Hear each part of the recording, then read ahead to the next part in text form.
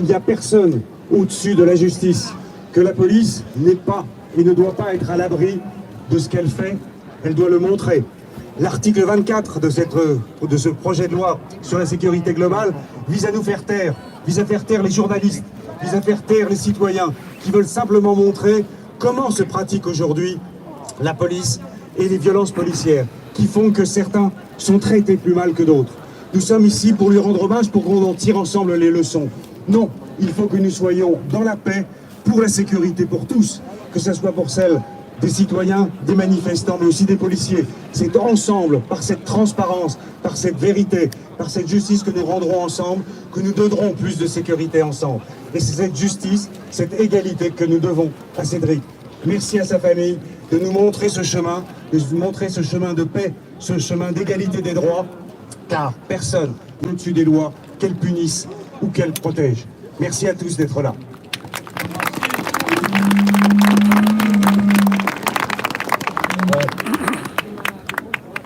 La coordination Stop Sécurité Globale appelle à une nouvelle manifestation le 16 janvier. Nous sommes en train de négocier évidemment avec la préfecture pour le trajet, mais il y a cette date du 16 janvier déjà. Il faut continuer à se mobiliser tout le mois de janvier. Ce projet de loi est actuellement au Sénat. C'est maintenant qu'il va falloir pousser très fort. L'ensemble de la population s'est mobilisée. Il y a 150 comités locaux dans toute la France. Donc nous appelons à une nouvelle manifestation le 16 janvier et il y aura un grand événement que nous sommes en train d'organiser à Paris le 30 janvier. Enfin, tout au long du parcours, vous avez des kakémonos qui sont faits par l'association Attaque, évidemment pour rendre hommage à Cédric, avec le mot qu'on a tous prononcé tout à l'heure, j'étouffe. Vous allez voir le troisième qui va être quand on va passer, il est là, au-dessus. On remercie vraiment Attaque d'avoir fait ça. On vous remercie d'être tous là présents. Et on doit vraiment continuer ce combat pendant tous les... C'est pas possible qu'ils nous entendent pas. C'est pas possible. C'est pas possible. Voilà, merci à vous. J'étouffe, j'étouffe, j'étouffe. Si ça n'avait pas été filmé, on n'aurait jamais su. Si on n'avait pas filmé les violences policières de Michel, Michel serait en prison. On n'aurait jamais su. Si un citoyen n'avait pas filmé, si Cédric n'avait pas filmé, aujourd'hui on dirait qu'il est mort d'une crise cardiaque.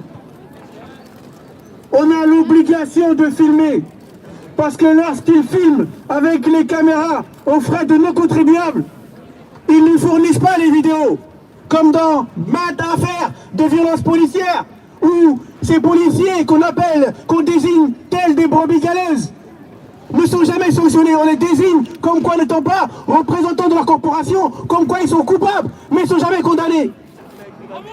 Derrière ça, ce sont des familles, comme la famille Cédric, comme la famille de Cédric. Cédric, là où il est aujourd'hui, il doit être fier de sa famille. Moi, j'aimerais rendre hommage à Cédric, mais comment je peux lui rendre hommage? Comment vais-je pouvoir rendre hommage à Cédric si je n'ai pas justice? J'aimerais bien qu'à un événement, je vienne rendre hommage à une victime de violences policières, sachant qu'il y a une justice. Comment rendre hommage à Cédric s'il n'y a pas de deuil? Comment faire un deuil si les coupables sont toujours autour de nous, autour de vous, autour de nos parents, autour de vos parents, autour de nos enfants, autour de vos enfants? Les violences policières nous séparent de nos défunts.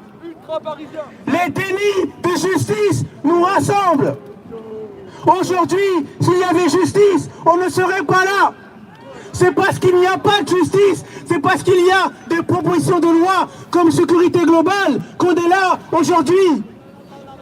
Comment se fait-il que ces nombreux policiers exercent aujourd'hui tranquillement alors que nous pleurons sans cesse tous les jours? Aujourd'hui, je sais que chaque 3 janvier de chaque année est né dans le corps de toute la famille Chouviat un calendrier biologique où le 3 janvier, ils vont savoir, les larmes vont couler, comme moi c'est le cas, chaque 6 octobre de chaque année. J'ai pas besoin de regarder le calendrier, mon corps, mes larmes coulent. Parce que je sais que le 6 octobre 2019, à Villiers-le-Bel, les policiers ont tué mon petit frère.